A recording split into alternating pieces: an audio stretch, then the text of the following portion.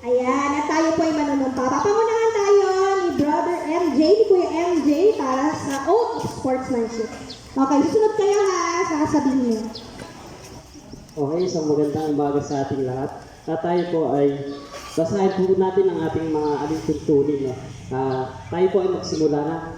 Sabayan niyo po. Kami, ang mga manlalaro ng Sporters 2024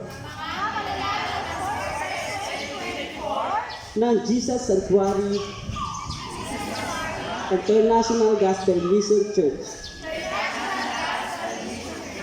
ay nangangako na sumunod sa lahat ng alintuntunin na itinakda. Bilang manlalaro, sumusumpa kami na gagawin ang lahat ng aming mga kaya upang makapaglaro ng patas na may disiplina at may pagtanggap sa pagkatalo. Ano man ang maging wakas ng mga laro, manalo man o matalo,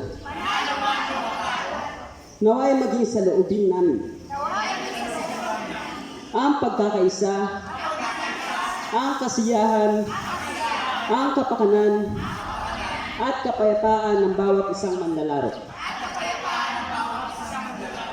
Tuparin namin na panatilihin ang pagiging mabuting manlalaro sa isip, salita at gawa. Patnubayan at tulungan nawa kami ng Panginoon.